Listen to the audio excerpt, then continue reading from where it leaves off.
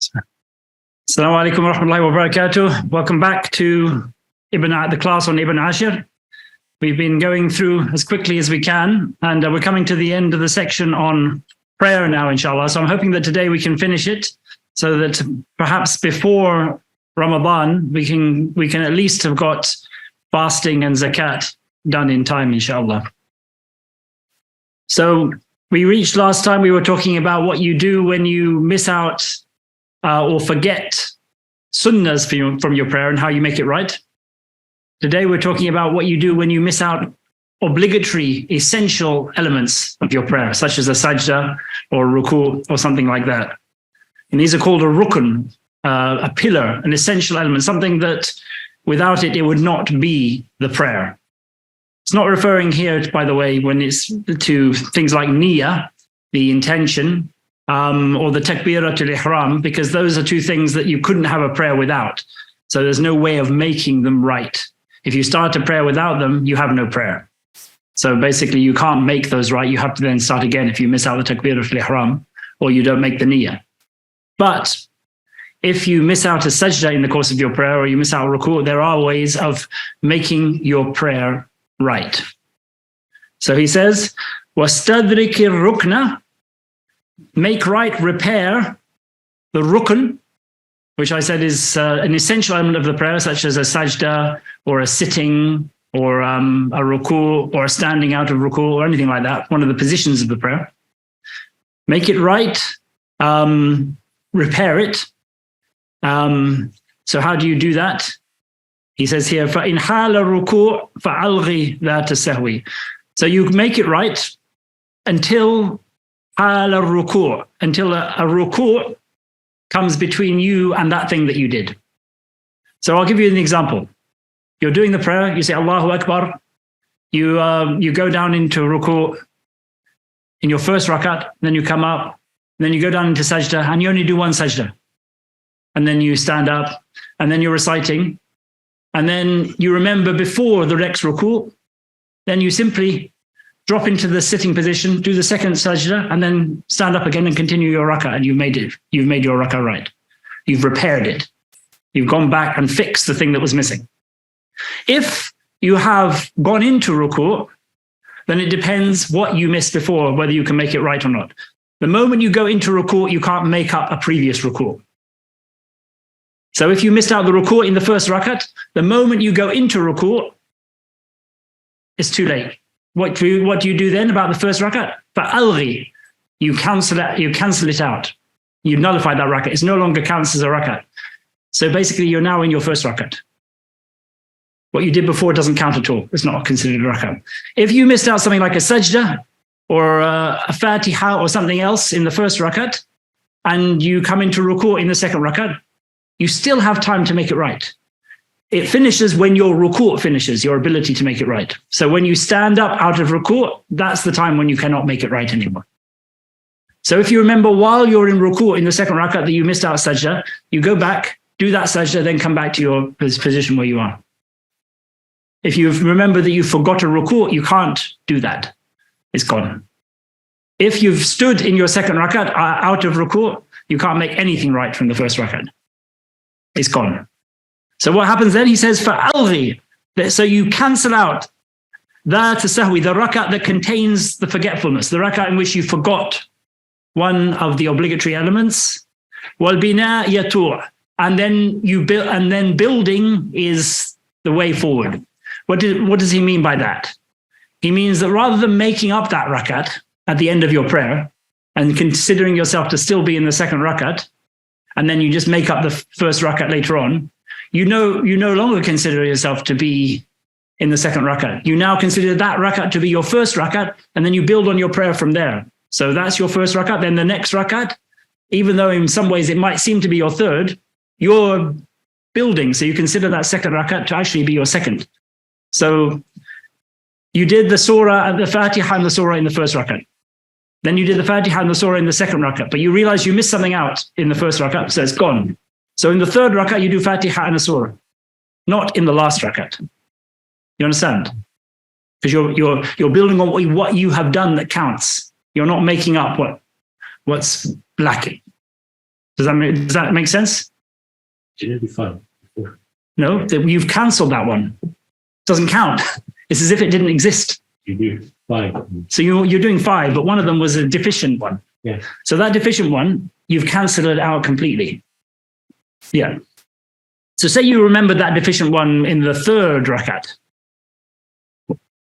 Now you've got 2 rakats that are correct, and that previous one that's not. So your 2nd rakat becomes your 1st rakat. Your 3rd rakat becomes your 2nd rakat, and you continue in that way. In this situation, as we're going to come to in a minute, something's missing. Your 2nd rakat, what is actually your 2nd rakat, doesn't have a surah in it. So there's something missing in your. Do you understand that? Is that clear? He'll come to that in a minute. He says, "Kafi'li man sallama." So the ruku' is what stops you being able to make right what came before, or coming out or completing the ruku' in the next rakat. What about if you're in the final rakat that you missed something out? There's no ruku' of the next rakat because it's the final rakat. So what's the thing that stops you being able to make that rakat right? The salam, yeah. So he says, "Kafi'li man sallama," like the action of the one who says, "Assalamu alaikum." He has to nullify, or abrogate, cancel out the previous rakat, i.e. the last rakat. And then he stands up immediately with a takbiratul ihram, because he's left the inviolable state of prayer by saying Assalamu alaikum, so he has to get back into it. Stands up with the takbiratul ihram, does that 1 rakat, then he's finished his prayer after that. Yeah? But in all of these cases, so he says here, "Kafi'li man sallama lakin yuhrimu," but he says the takbiratul ihram. Lil baqi, for what remains of his prayer, the rakat that he missed out. وَالطُّولُ الْفَسَادَ مُلْزِمُ. But if he says Assalamu alaikum, and then a long time passes, or he gets involved in another activity.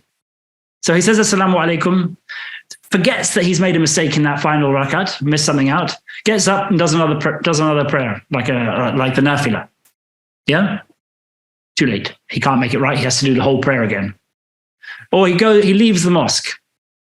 Even if you leave the mosque straight away after you finish that prayer, the act of leaving the mosque is you doing something else. So you've missed the opportunity to make that prayer right. You have to do the whole prayer again.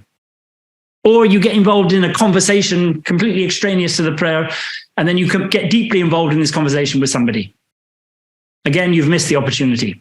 It's the same as a long time passing. A long time passing could be 5 minutes, but you could be somebody who sits there after you've done the prayer and does a lot of dhikr after the prayer and recitation. As long as you're doing that and still connected to the prayer, even if it's quite a long time, you can make it right. But when you've left your place, and got involved in something else, or it's been an excessively long length of time, then it's better for you to do the whole prayer again. And in all of these cases, you've added something to your prayer. That whole incomplete rak'ah. Yeah, that's an addition. Or even when you went back and were able to fix it, you still had to go back and do an extra position, the previous one, because you have to go into a position from the previous position. So if you missed out ruku', you would go back to standing, this previous standing, and then go into ruku'. So you've added to your prayer. So what do you do when you add to your prayer? Such a body. Yeah, so prostrations of forgetfulness after the salam. So in all of these cases, even when it's talking about something which is an obligatory element that you've missed out and you've gone and corrected it, or when you completely had to cancel out a rak'ah, in all of these cases, once you've completed your prayer, after saying Assalamu alaikum, you do 2 prostrations of forgetfulness.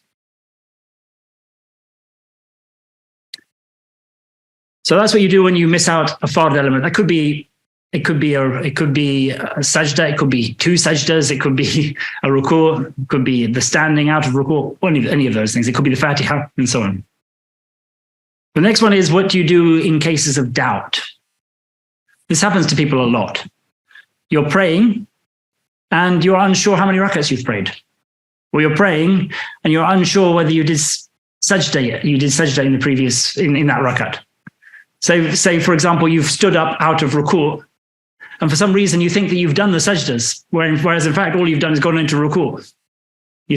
And you think you're in the standing again. You're maybe quite distracted or something. And you suddenly think, oh, did I do sajdas or not? Maybe you did, but you don't know. You're 50-50 about it. That's shaykh. Could be that I did it, could be I didn't. What do you do in that case? That's what he's saying here. He said, man shakka, the person who has doubts, who is unsure about a rukn, fi rukn, one of these essential elements of the prayer, or a rakat, or even it could be about prayer itself. For example, you're unsure, you start praying and you suddenly have a doubt. Oh, am I praying dhuhr or asr? Have I prayed dhuhr? Or which one am I praying? Because the two prayers that are in the same time, sometimes, you got busy working or something, and something comes thing, and then you suddenly start praying, and then you're unsure whether you're doing dhuhr or asr somehow. All of these situations, he says, if you have doubt about something which is an essential thing in the prayer, bana ala al-yaqeen, you build on what is certain. So, for example, in the case of the dhuhr and asr, if you're unsure whether you've prayed both of them, you build on the fact that you're only doing dhuhr because it's the first, and then you have to do asr afterwards. If you're unsure if you've done 5 or if you've done 3 or 4 rakats, then you build on what you're certain of, which is 3, and then you add another. If you're unsure about whether you've done 1 sajda or 2 sajdas, you build on what you're sure of, 1 sajda, and then you add another. In all of these cases, you build upon what you are certain of if you are somebody who is not usually affected by doubts of this sort. It's quite a rare occurrence. Just that one day you happen to be maybe very, very tired and sort of weren't focused, and those doubts came to you. If you are somebody who has these doubts all the time, what's called a mustankih. Basically, all the time means once a day. That's enough. Once a day, these sorts of doubts come to you. Then it's the opposite. You ignore those doubts. And you basically assume that you've done more rather than less. So you have the opposite position if this happens to you all the time, because the deen is yusr, the deen is ease. And these people who have these doubts, they can never get rid of those doubts. So they're always doing more and more and more and more. And perhaps, every time that they listen to their doubts, it will make them have more and more doubts. So such people, the cure for their doubts is for them to ignore the doubts. Whereas the others who don't usually often have such things when they wonder how many rakats they've done, it's a rare occurrence. For them, the fact that it's a rare occurrence means that there may be some reality in it this time, so they should build upon what they're certain of. So that's the difference between the two. When you do have these doubts, then you should always do the sajdas after the salam, because the doubt itself is in addition to the prayer. But moreover, there is a chance that you did 4, but you only thought you did, but you weren't sure. So you build on as if you'd done something extra in your prayer, and you do sajdas after the salam. Is that clear? لكن قد يبين. So this is still this وَلْيَسْجُدُ الْبَعْدِيَّةِ. He says, and he should say this, he should say should do the prostrations after the salam, refers to everything that we've talked about today, by the way. So this is going back to the 3 lines that we've talked about. He's now referring to a particular circumstance where you don't do the prostrations after the salam, you do them before the salam. And that's the one I mentioned to you a little bit earlier. So he said, lakin, but qad yabin, there can be a different situation here. In other words, it's not after the salam, it's before the salam. لِأَنْ بَنَوْا فِي فِعْلِهِمْ, and that is when somebody builds upon their actions. In other words, they assume that what the rakat that they're doing is the first one, and the ones that came before that were abrogated are annulled. So they're starting from where they know that it is valid. That is building. You build from there.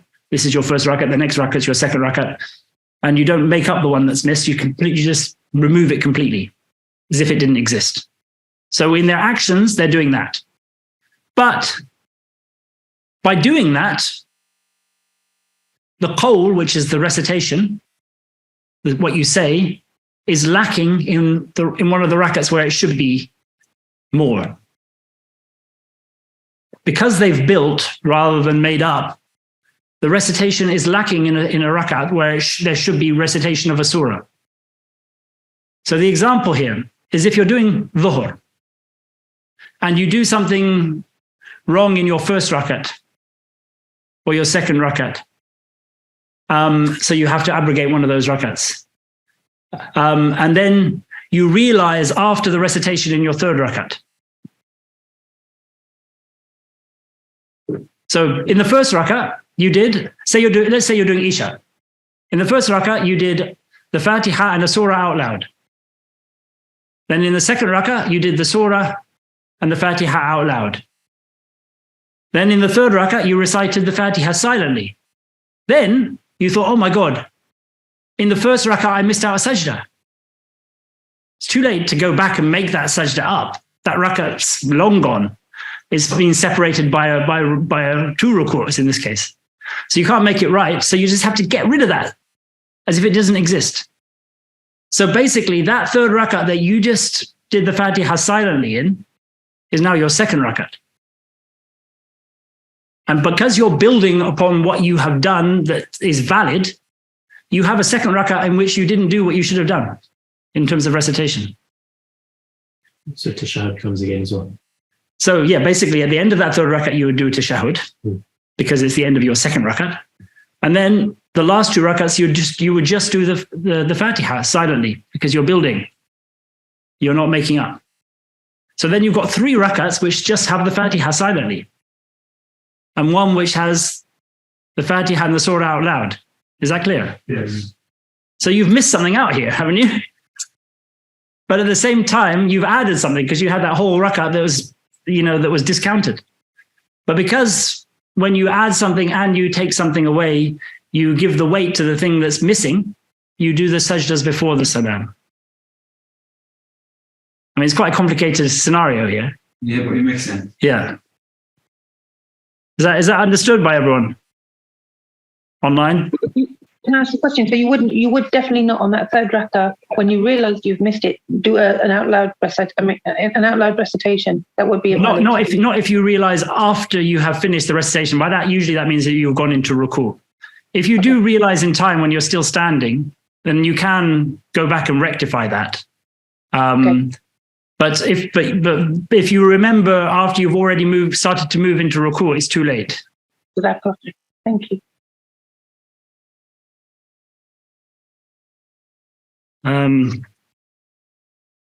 So he says here, لِأَنْ بَنَوْا فِي فِعْلِهِمْ, when they build on their actions, وَالْقَوْلِ, and by doing that, what they say, their recitation is naqs, is deficient, بِفَوْتِ surah, by the surah being lacking, فَالْقَبْلِ, in that case, you do the sajda before the salam.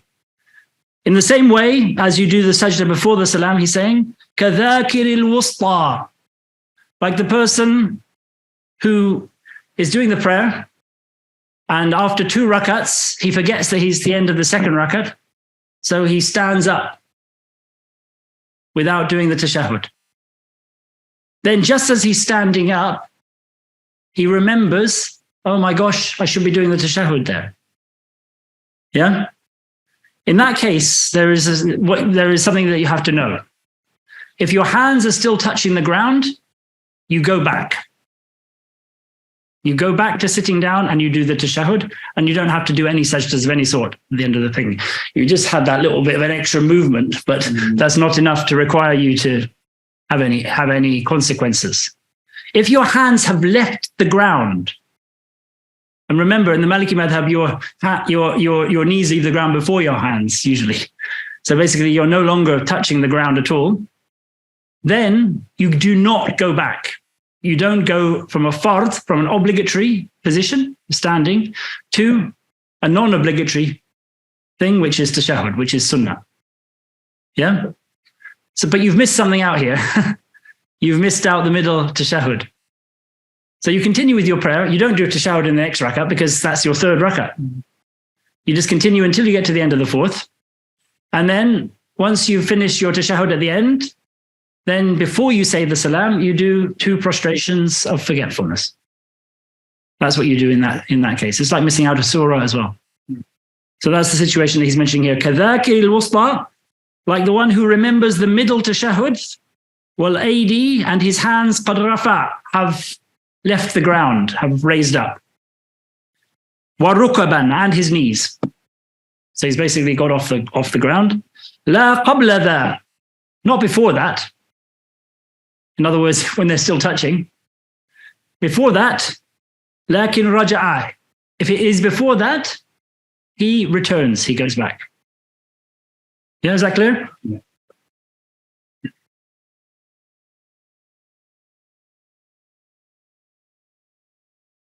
Then we're moving on to a new section here, which is Salatul Jumu'ah, the Jummah prayer.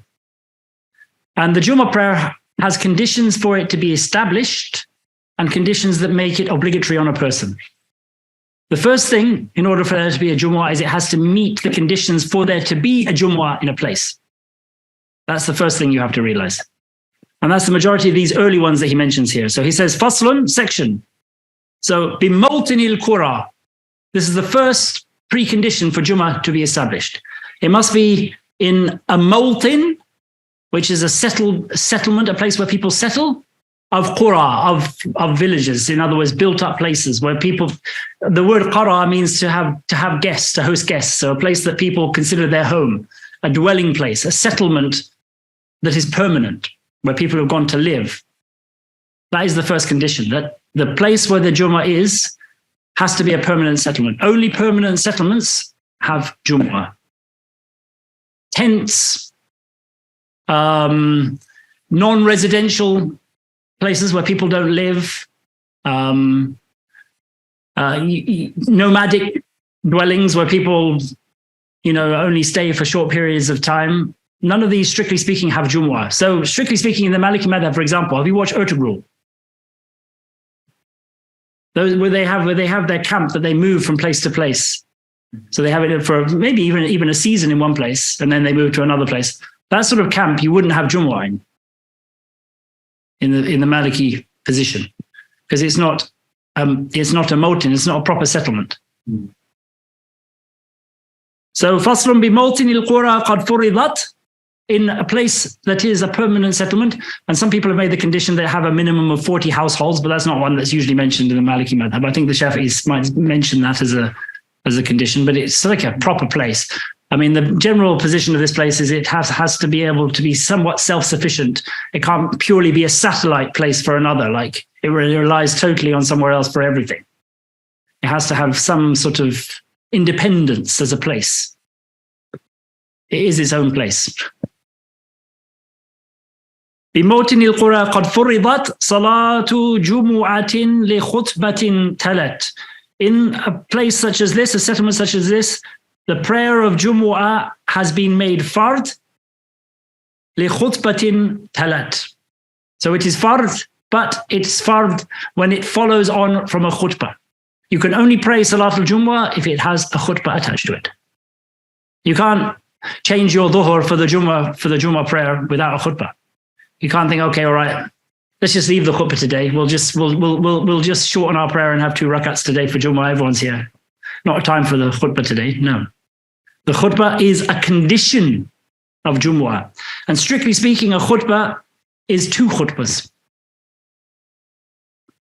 Every type of khutbah that we have in the Deen, whether it's the Eid khutbah, the khutbah of the rain prayer, or this particular khutbah, is comprised of 2 khutbahs.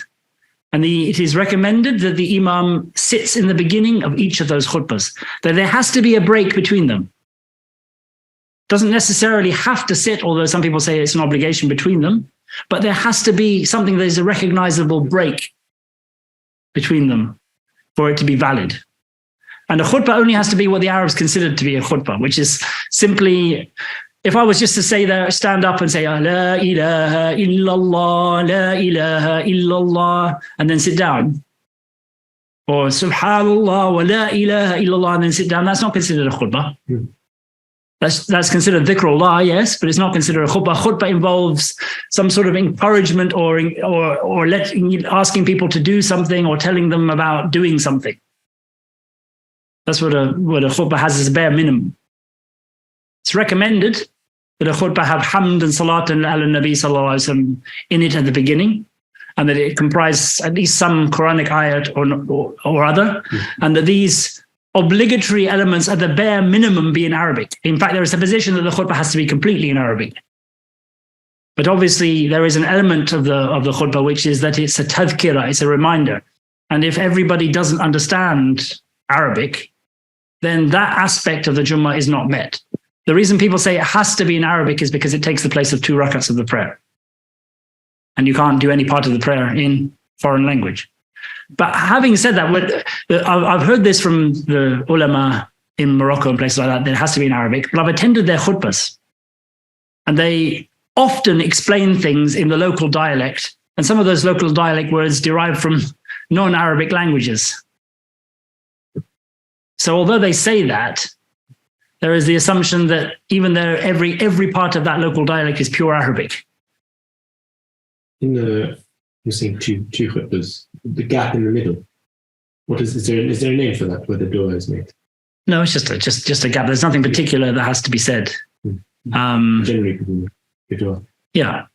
But there's nothing specific that has to be said. There are recommended things to be said, but nothing that is absolute that if you don't do that. The other thing with the khutbah is the imam is recommended to have a stick or a spear or a bow or even a sword maybe upon which he leans while he's doing the khutbah. That's another important aspect. It's recommended that the people who are listening to the khutbah turn to face the imam rather than simply, facing the qibla if it's a long way from the imam. Some mosques, they may be 100 yards wide. You're just facing forward and the imam is way back to your right. You're not fulfilling the recommended act of that. The khutbah should be delivered standing. Its time is after the sun has reached its highest point in the sky, the zenith. If you start the khutbah before then, you have to do it again, because its time is the same as the time of dhuhr. The end of the time for Jumu'ah, by the way, some people think it has to be done in the time of dhuhr. Of course, it's best to be done in the time of dhuhr. But the strongest position is that it stretches all the way up to Maghrib. So basically, if you can finish the khutbah, get in the 2 rakats of Jumu'ah and get in 1 rakat of Asr, you have caught its time. Otherwise, you've missed its time completely. If you miss its time, obviously you have to make up dhuhr. You can't make up Jumu'ah. It must be delivered inside a mosque. And that brings us to the next one of the things that he mentions here. Bijami'in, in a jami'. This is a very important requirement that maybe is different between the Maliki madhab and some of the other madhabs. We only allow the khutbah to be given in a building that is being given over as a waqf in the way of Allah, as a mosque for people to worship Allah. That has the 5 daily prayers.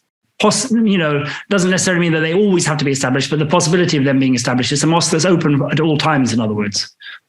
That is the bare minimum requirement for this building.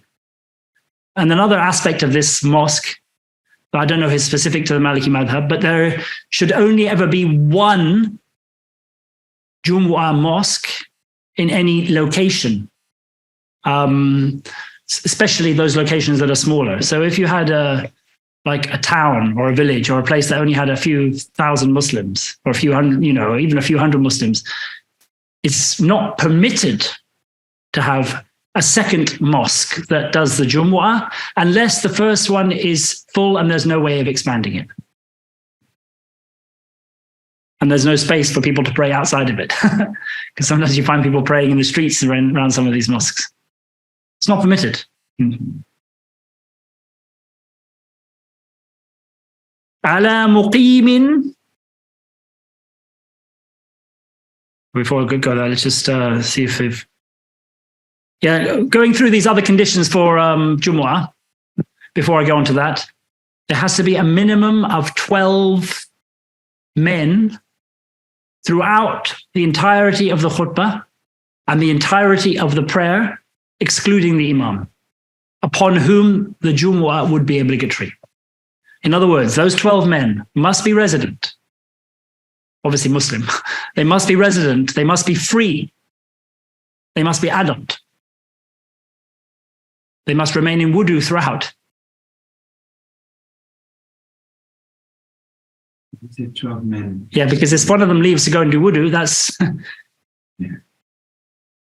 So that, if any of that, if any of those men go away, the whole Jumu'ah is invalidated. including the imam.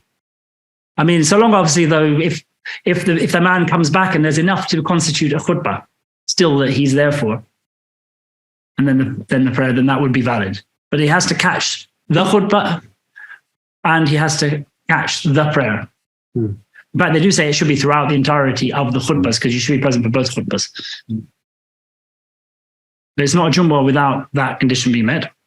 And finally, you can't have Jumu'ah without an imam. You can't have a lot of people come. One of the congregation gets up and does a khutbah, and everybody then goes and prays their Jumu'ah on their own, and then goes off. The whole purpose of it is jama'ah, bringing people together, praying together. And the fact that it can't be done without an imam, one of the conditions on this imam, by the way, is that he has to be resident. You're not allowed to have a traveling imam. What does resident mean? Resident means that he's intended to stay there for 4 days or more. If a scholar comes from somewhere else, just for the Jumu'ah, comes and delivers the Jumu'ah and then goes off, that's not permitted in the Maliki madhab. The only exception to that, the only time a traveler is allowed to lead the Jumu'ah is if he's the Khalifa or one of his representatives, because he has the primary right of leading any prayer or any Jumu'ah anywhere in the land. Basically, in a sense, he's considered resident everywhere. But apart from that, it's not permitted to have somebody come as a traveler and lead the khutbah. Invalidates it. It's invalid.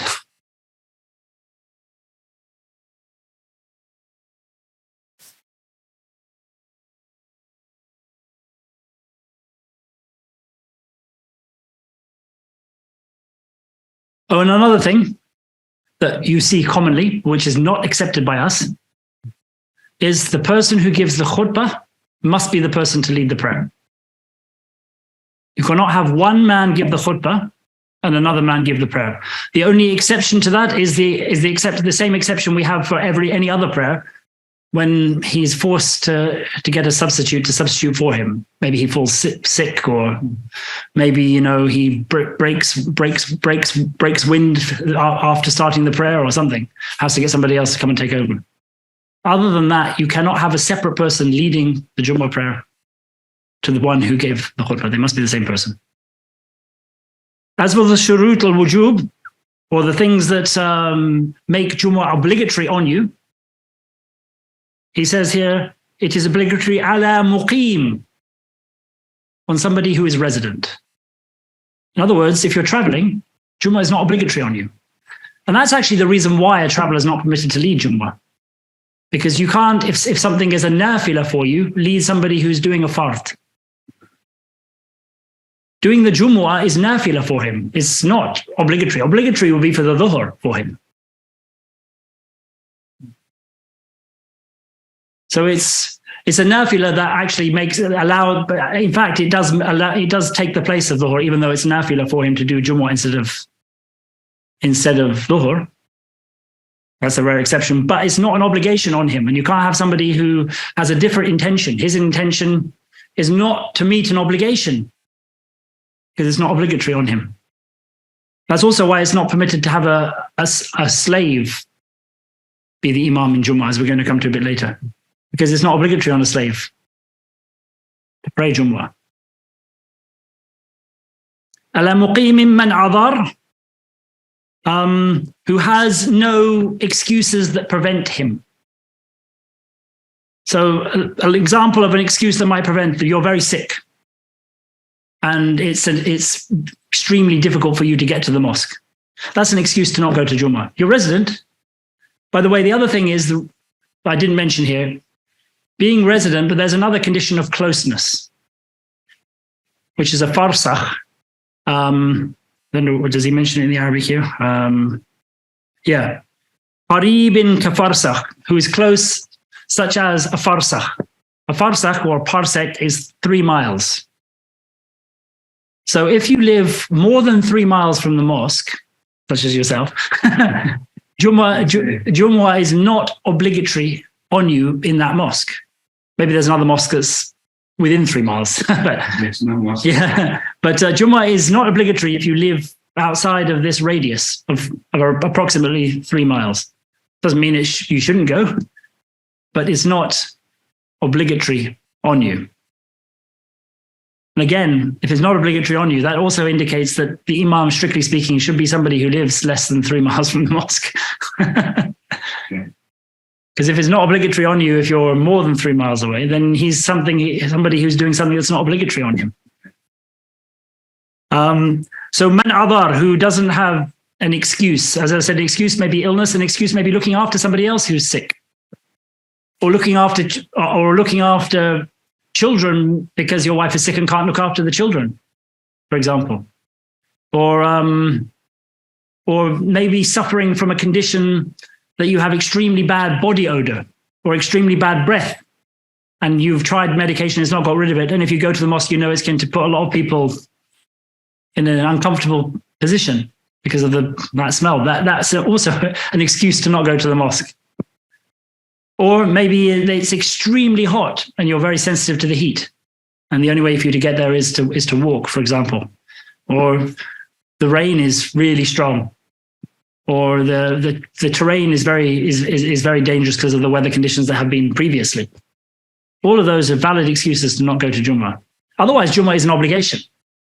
And they talk about if you miss 3 Jummahs in a row, some people have even said that's as much as making you kafir, according to some. I mean, obviously that's just an extreme, but that shows you if you're missing Jummah, the Messenger of Allah Sallallahu Alaihi Wasallam said that, if he'd been allowed, he'd have sent people around to beat people, or set their houses on fire to make them come to the Jummah, It's a big thing, attending the Jummah.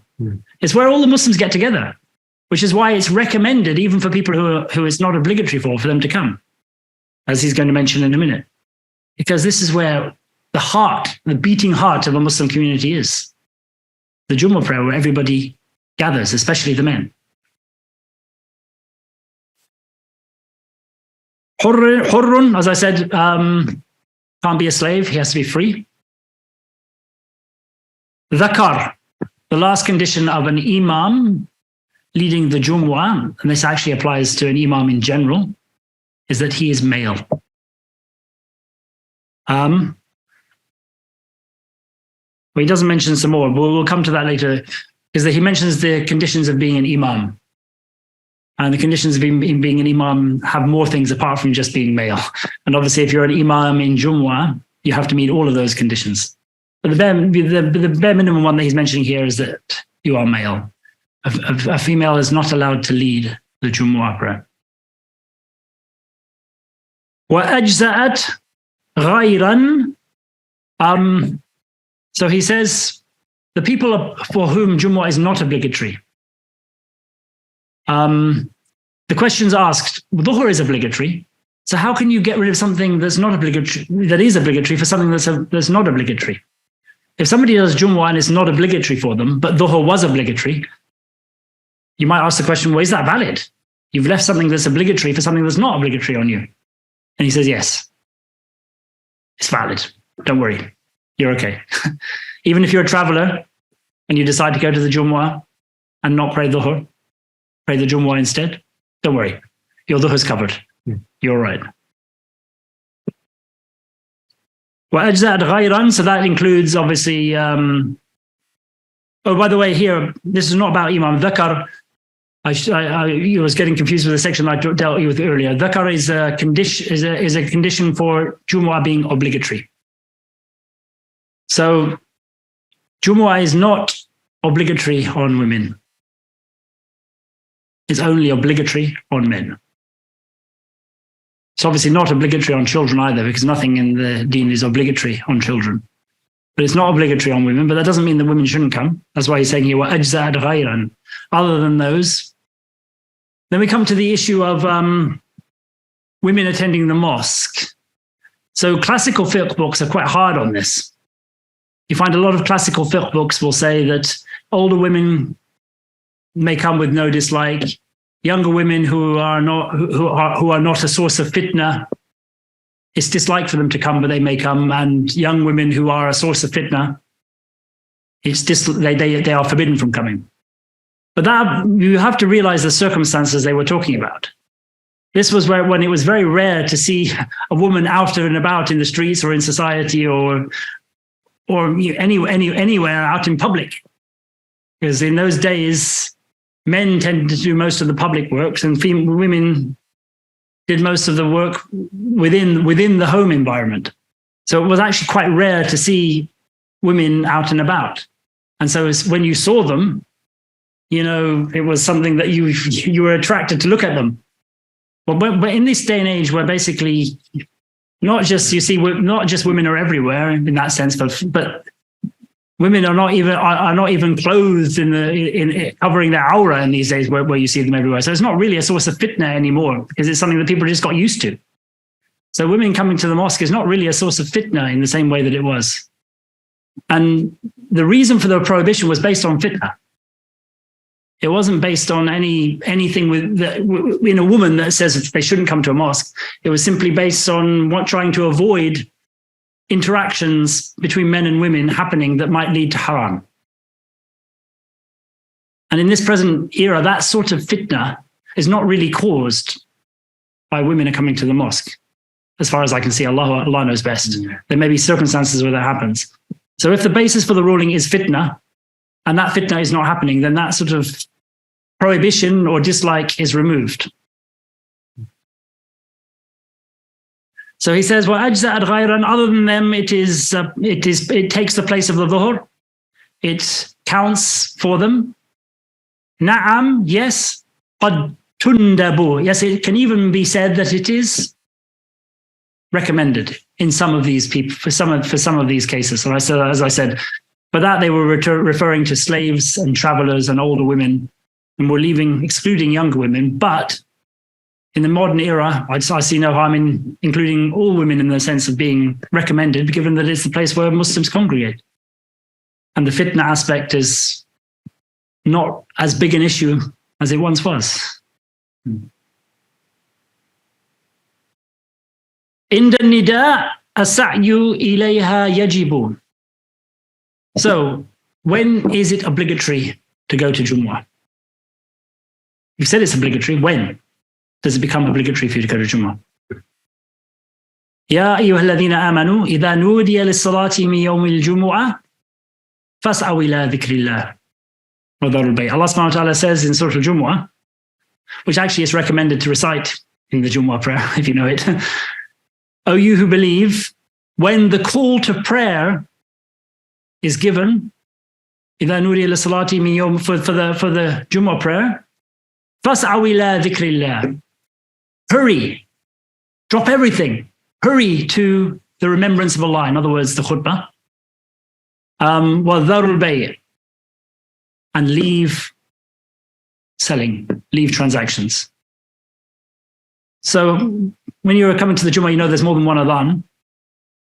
There's one that marks the beginning of the time, and there's one that marks when the imam comes out and sits on the minbar.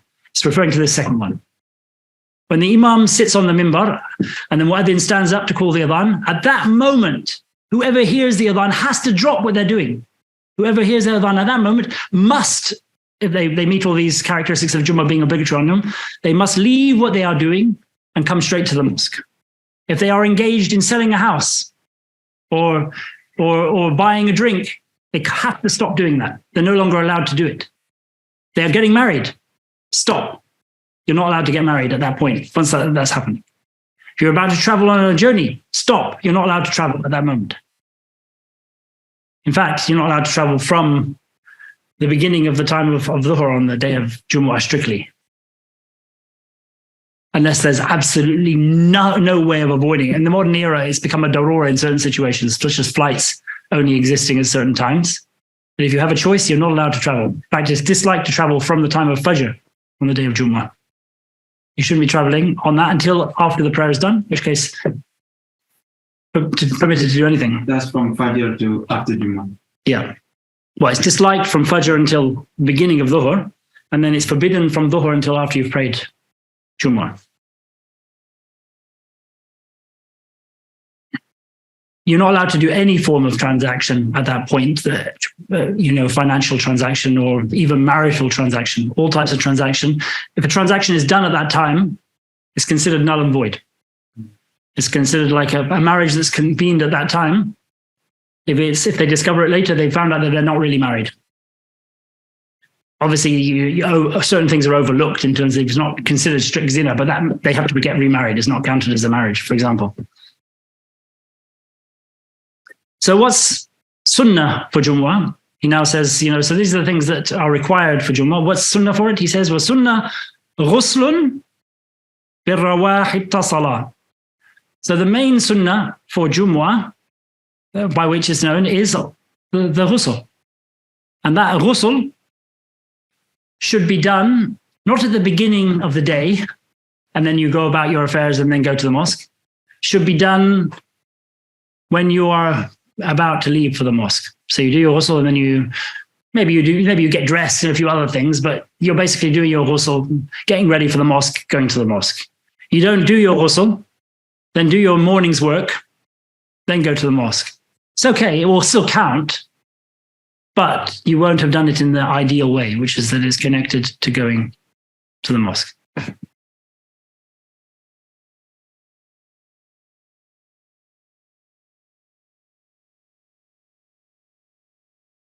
A couple of other things.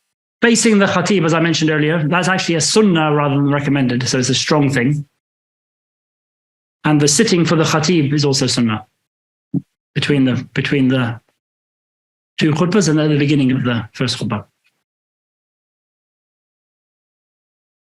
Then he says, nudiba tahjirun. These are the things that are now mandub. Mandub meaning recommended. Mustahab. It's okay. Mandub meaning recommended. So the first thing he says is tahjir, which can be the hajira is the hottest part of the day. What used to happen was, in order to avoid people getting, sick or because of the extreme heat, they would delay the Jumu'ah until the temperature had died down a bit. So it would be delayed a little bit, maybe 3 or 4 or whatever it is, be a bit later for people to make it easier for people. And back in the day when people were walking and there wasn't much to protect from the sun and it was extremely hot. But he's saying here it's actually recommended for you to go out in that midday heat to get to the mosque early. Even when it's, when it's delayed because of the heat, you go out, even in the heat, go there and get your place, get your camel, or the famous hadith, the one who gets there in the first part of the time. So getting to the mosque early is recommended. You get more reward. That time before the Jumu'ah is an extraordinary time when the angels are there writing down all of the actions of the people who are doing dhikr in the mosque. And, it's a time where you should be focusing on dhikrullah and recitation of Quran more than anything. So in fact, this thing that people do of having talks in the mosque before the thing, for us, we don't do that because that is a time when you should be focusing on dhikrullah. And in fact, Imam Malik disliked a tahalluq, the forming of study circles before Jumu'ah in the mosque. It's not the time for it. It's time for recitation of Quran and dhikrullah. How early should one arrive to Jumu'ah? An hour. Because when they say the 6 parts in the hadith, people say it's referring to the portions of an hour, rather than each time it says the first hour, the second hour, the third hour. It's obviously not referring, because if you take that literally, you'll be going there before Fajr.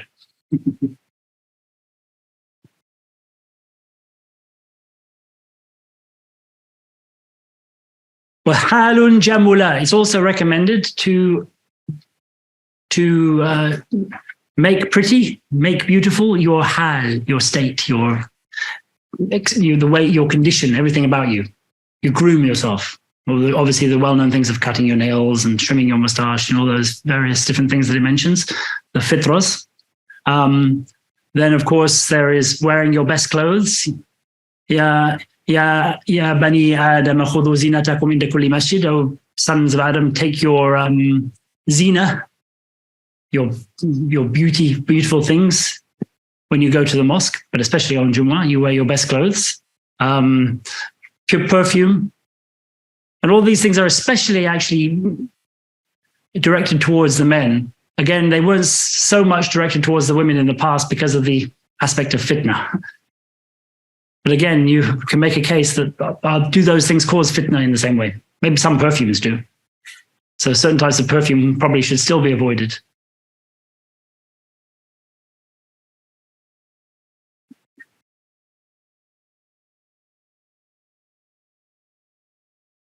بِجُمُعَةٍ جَمَاعَةٌ قَدْ وَجَبَتْ.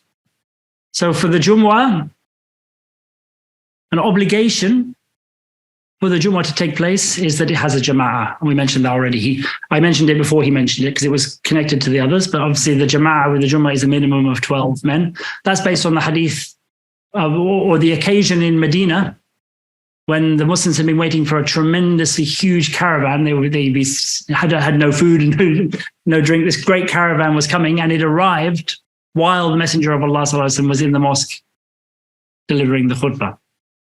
And everybody apart from 12 men left. Because they were, wanted to look after their family. There was kids who were starving, all those various things, but they all left. And only 12 people stayed. Mm.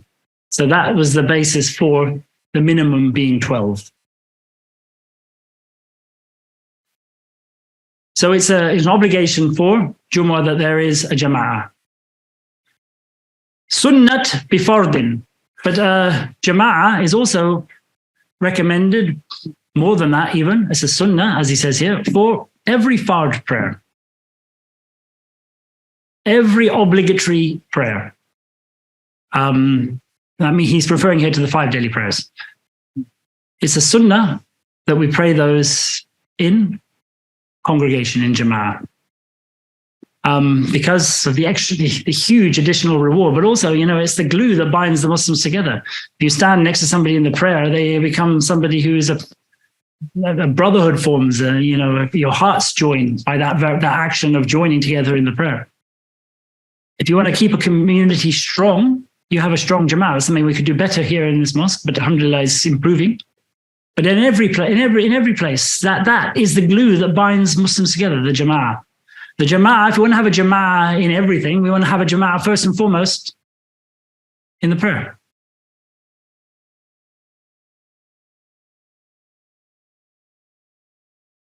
By the way, when this is something specific for men, women are very lucky.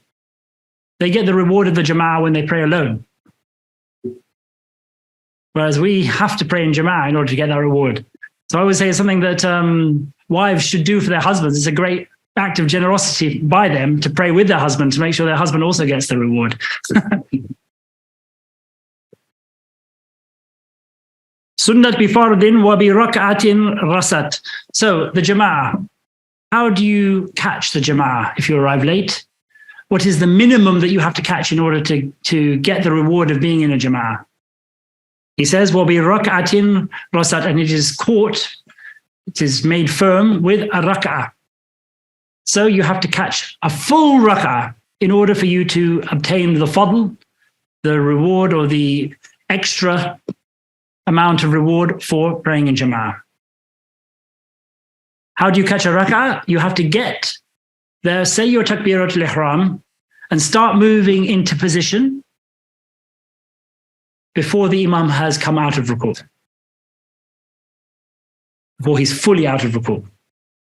So if you come and you find the imam in ruku' and you say Allahu Akbar, but he's already started to move, but he hasn't fully stood yet, after you said, as you said Allahu Akbar, and you quickly go down and then he says Allahu Akbar and comes up, then you've caught it. Doesn't mean that once he goes into ruku' it's done. No, once he comes out of ruku'. That's, sort of the rahmah. Gives you a bit more time to catch it. It's recommended, by the way, that an imam especially one who prays in a mosque, if he hears people coming and he's in the final rak'at, should give a little bit more time in his ruku' to give them an opportunity to get there.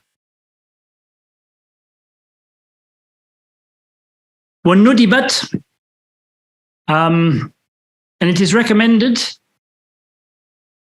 in terms of jama'ah that a fadh, somebody who prays on his own, i'adat, that he repeats. So it is the repeating of a fadh, of somebody praying on their own, of that prayer is recommended. So this means if you pray dhuhr on your own at home, and then you come to the mosque, and you find them doing the jama'ah of dhuhr, recommended that you join them, even though you've already prayed dhuhr. But when you do, by the way, you should make sure that the intention you make is the intention of tafweed, handing the affair over to Allah. Because you do not know which of those two prayers Allah will take as your dhuhr and which He will take as a nafilah, as your non-obligatory prayer. So you hand the affair over to Allah because you don't know which one Allah will take. So you say, I make the intention of doing this tafweedan, handing it over to Allah. So it's recommended if you pray dhuhr on your own, or you pray dhuhr in a small group and then come to the mosque and it's a bigger group, that you join it again, that you do it again. Or if you pray in a mosque, say you're in Mecca and you pray in one of the smaller mosques, and then you come to the mosque of the Prophet ﷺ and you found that they haven't done the main jama'ah yet, even though you've already prayed in a mosque, you can pray again because you're praying in one of the three great mosques, the mosque of Mecca, the mosque of Medina, and the mosque of Al-Quds. In those three ones, even if you've already prayed in a mosque, you pray again. Except here, la maghriban, but not maghrib. Why do you think not maghrib? Is it a time? No. Numbers. It's to do with the number of rak'ats. Inna Allaha witrun yuhibbul witra fi kulli amr. Allah subhanahu wa ta'ala is witr. In that case, you can translate witr as one rather than as odd. But Allah is witr, and He loves witr, things being on an odd number in everything. Includes the number of obligatory prayers that you do in a day is an odd number. If you add up the rak'ats, it's an odd number of rak'ats that you do in the day. If you do maghrib at home on your own, then come to the mosque and pray 3 more, you have now got an even number that you have done ostensibly for maghrib and for the obligatory prayers. So you don't do it. So la maghriban kada, similarly, ishan mutiruha. In the same way, Isha, once you've done your shafa and witr after it. Why? Again, because it's an odd number of rak'ats, this time an odd number of nafilah rak'ats. Because the time of witr is after Isha. So if you're repeating Isha, you would have to then repeat witr again. You understand? And then it would be... Then you would have an even number of nafilah rak'ats in the day. Yeah. So if you've done Isha but have not yet done witr, you do Isha at home, then you come to the mosque and they're doing Isha, but you haven't done witr yet, yes, join in, it's fine. But if you did Isha and your shafa and witr at home and then came to the mosque and they were doing Isha, can't do it. Missed the boat on that one. Not going to get the extra reward for praying in Jama'ah in that case. Is it true that when you do witr already at night, your prayers are closed, you can't pray anymore? If you go to bed, and what you shouldn't do is you shouldn't pray witr and then deliberately immediately after that start praying other rak'ats. You should make it the last of the rak'ats of your wird or your group of prayers that you're doing. But if you are never sure that you're going to get up, you always intend to get up, but it's difficult for you. Some nights you do, other nights you don't. So you always do your witr early. Then you actually do manage to get up, having done the witr. Then you can do rak'ats in the night. You don't repeat the witr.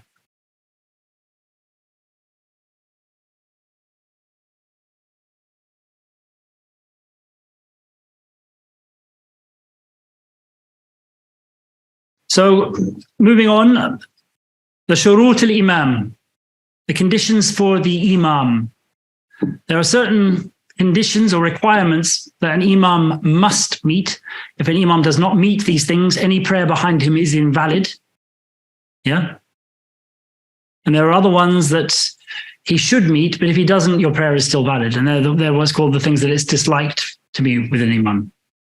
So you can call those shurut al-kamal, the preconditions of completeness, or you can simply call them the things that are makruh, that are disliked for an imam. But the first category are the ones which are most important, and they are the things that an imam cannot have. If a person has this, then if he leads you in prayer, your prayer is invalid and you're going to have to do that prayer again. So he says, Sharful Imam, the preconditions for an imam are first, dhakar, that he is male. If you pray behind a female, you pray behind somebody who is between both sexes, hermaphrodite, then there's some difference of opinion with them hermaphrodite, by the way, because some are closer to male than female. And if they are like that, then there's a difference of opinion. But some are closer to female than male when they have both parts. But they are very rare. There's not many of that category. So generally speaking, this is referring to women are not permitted to be imams. And that is the same regardless of whether they're praying on their own with other women or with children, or whether they're praying with men. They can't lead men in prayer. They can't lead each other in prayer. And it said, because they've already got the reward of praying in Jama'ah anyway when they pray on their own. So, second, mukallaf. Do you remember what mukallaf means? Response. So how does that work? Must have the puberty or Be sane. sign of puberty, 18. Yeah. And So the two things here are mukallaf, that they are sane and that they have reached the age of puberty. What does this mean? That if somebody has issues with their sanity, they should not be an imam. If you pray behind somebody who suffers those types of states, or maybe is suffering from that state when he's praying with you, your prayer is invalid. Similarly, anybody who hasn't reached the age of puberty cannot be an imam in an obligatory prayer. There's a difference of opinion about non-obligatory prayers, because you often have a situation where a young lad has memorized quite a lot of Quran, and for the Taraweeh, he's put up to lead the Taraweeh. The stronger position in that is that it's valid and it's okay, because it's not obligatory on anyone, the Taraweeh. Because the reason here that it's impermissible is because the prayer is not obligatory on him. And if you're not doing something obligatory, you can't be leading somebody who is doing something obligatory. That's the general rule here. He's doing a nafilah, they're doing a fard. The intentions have to mesh. So a child cannot lead adults in prayer. Whether he can lead other children in prayer as well, that's another issue. And they say that's usually fine. If they're learning the prayer together, children can lead other children. But they cannot lead adults in any obligatory prayer, whether those adults are male or whether those adults are female. Next, atim bil arkan. This is talking about his ability to do all of the positions of the prayer. Atin, he comes with the arkan, the essential positions of the prayer. In other words, if somebody has a physical condition that prevents them from doing any of the positions of the prayer, he is not allowed to lead anybody who's fully able in the prayer. You're not somebody who's sitting for their prayer cannot be the imam of somebody who is praying the prayer in the normal way. Somebody who is standing but cannot go into sajda cannot lead somebody who's fully bodied in the prayer. If they are all like that, then having different types of disability perhaps, but all of them preventing them to do something, then that becomes permissible. Then you look at other things. But if there are able-bodied people and they have the basics to be able to pray, they know the prayer and they know how to pray, then he can't lead them in the prayer. وَحُكْمًا يَعْرِفُ, and that he must know how to pray. The hukm, the ruling, he knows it. This doesn't mean that he has to know what elements are fard, what elements are sunnah, what elements are recommended, that he's memorized all of these various preconditions. He just knows what you have to do in order to pray. He doesn't know how to differentiate. The bare minimum is simply, he knows you have to be in wudu and you have to face the Qibla, and those are the positions, and you make an intention. That's it, he's seen people pray, he knows how it's done, and he knows what you have to say. That's what it means here. Doesn't necessarily mean that he can cover every scenario. You have a lot of, I was in a situation where an imam made a mistake and didn't know how to deal with it, but he was a man who had quite a lot of knowledge because he was actually an imam. So, it doesn't mean that here. Because obviously there's quite a few scenarios that, you learn, but then you forget about. Or you can cross your wires when you come to the situation and you become flustered and forget how to deal with it. So, that's not what it's referring to here. The bare minimum is that he knows how to pray. The next one, that can't be an imam, he says, the precondition of the imam is he's ghayru dhi fisqin.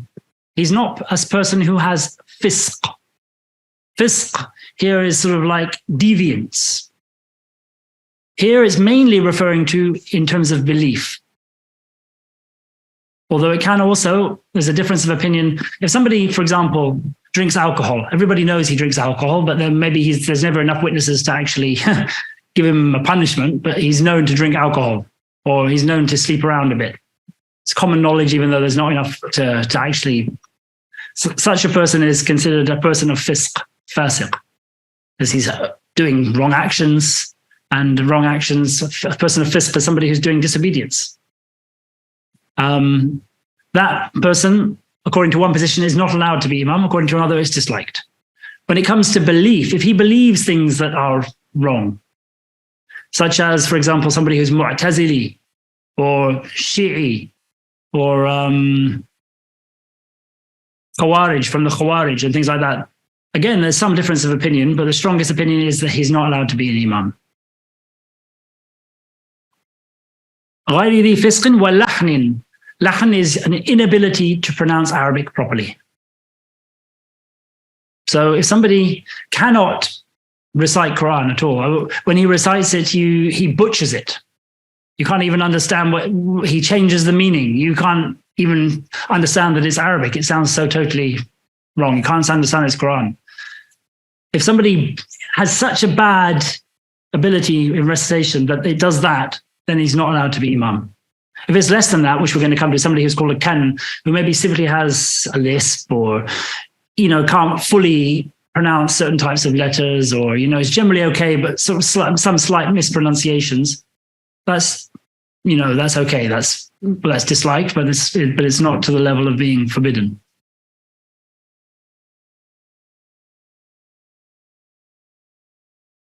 Waqtida. So this is another one where we differ from other madhabs.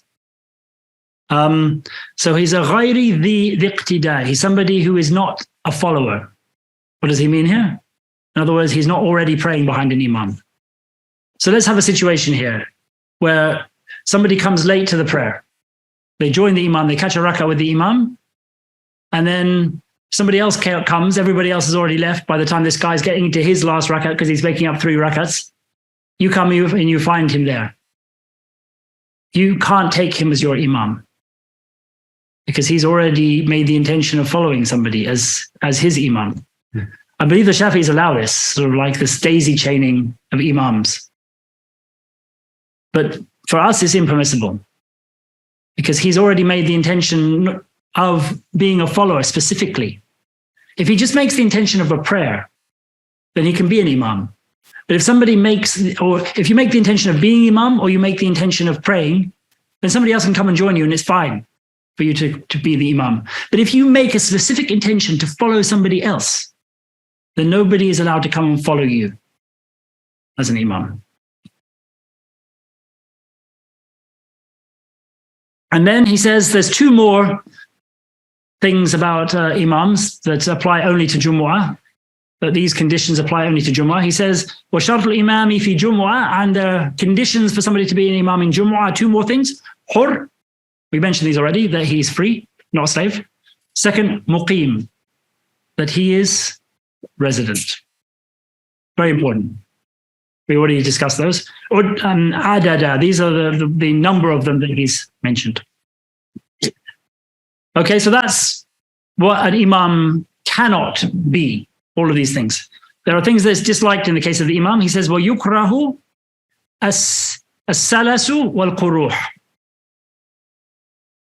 So, salas, I don't know if the people who were here a few weeks ago, we talked about salas.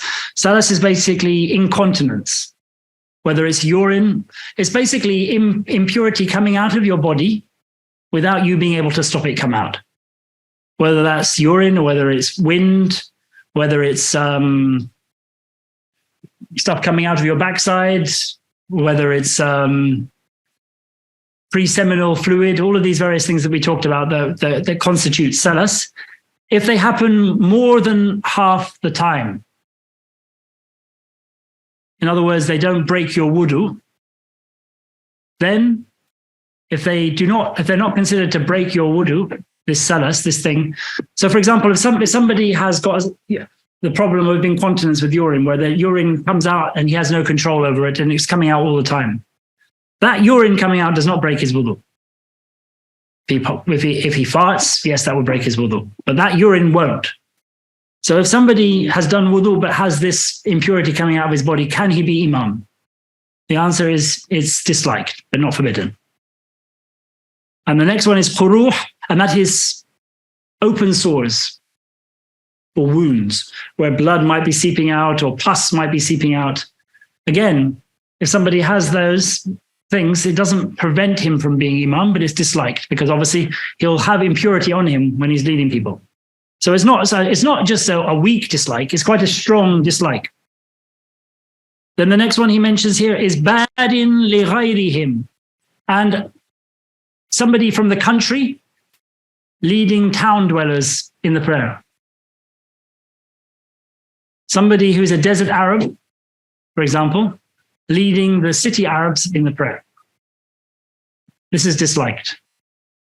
Again, there's the possibility, the reason for this could be because of the way that they were viewed, or that they lack certain knowledge of the Deen in those respects, or they're a stranger.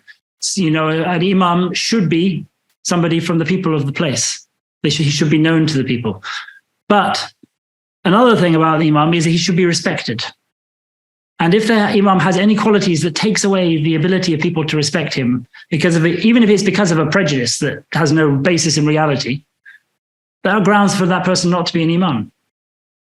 Because it's a position of respect. People need to respect that person in order to follow him, in order to come to the prayer. If they don't like him, they won't come to the prayer and it will create fitna. I mean, it's important to realize this. So even if this person was the most learned of all of them, and more learned than all the townspeople, because of the fact that he's not one of the people, it's disliked for him to be the imam. The imam should be one of the people there. Or if this person was to move to the city and become one of the people, then that's changed the situation. But if he's, just coming in as a country dweller, even if he's coming for enough to make him resident, it's disliked for him to be the imam.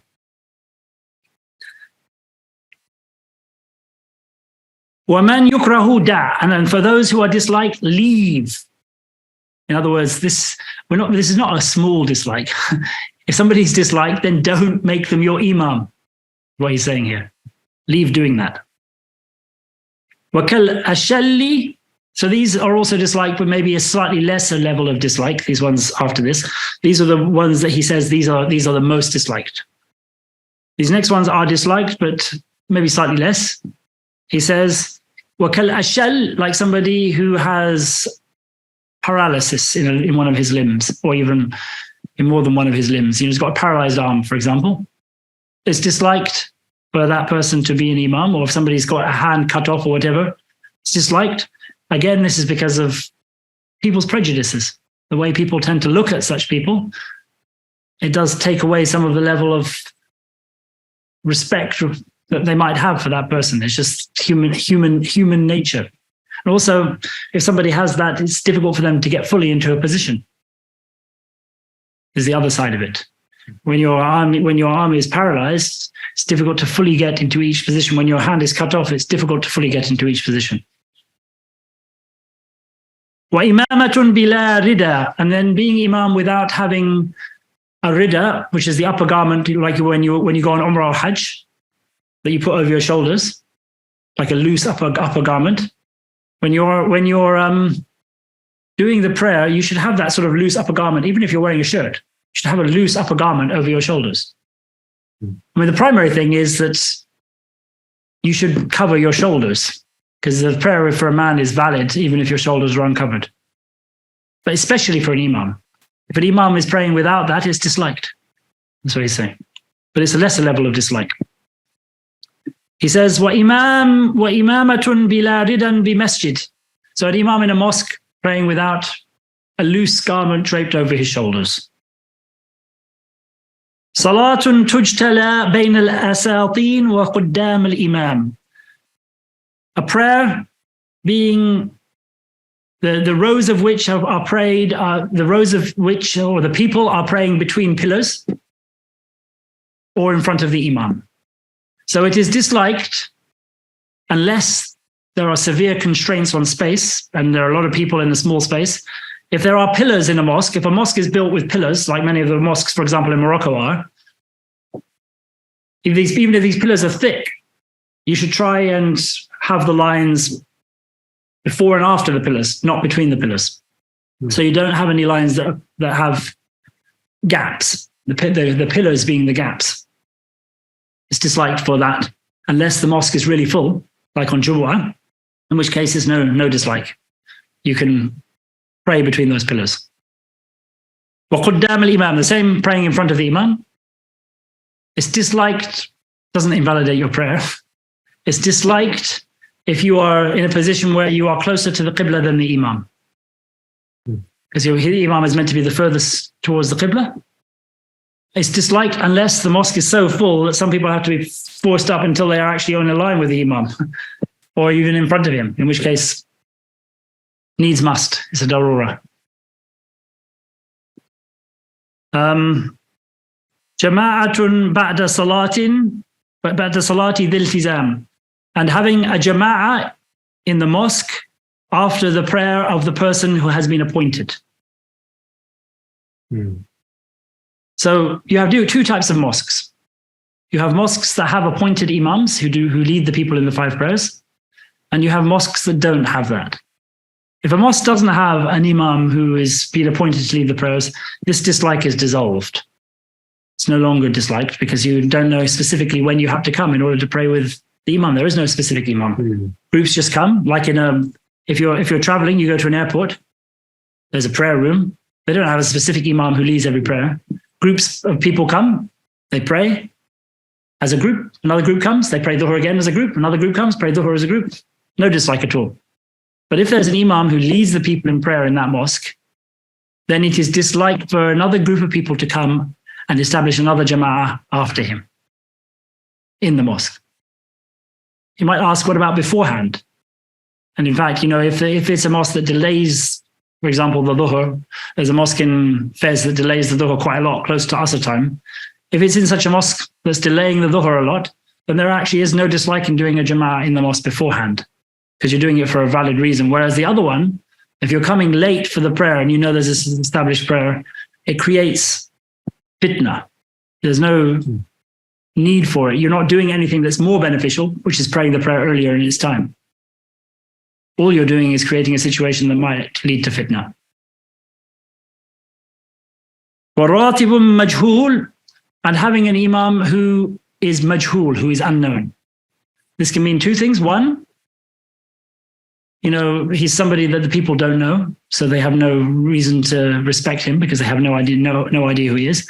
And 2, they may know him, but they know nothing about him. He's quite a secretive fellow, so they don't know whether he's somebody who is a man of good action or a man of bad action. There's nothing in his reputation to say either. So this is a majhul, or man ubbina, and this is somebody who has a bad reputation.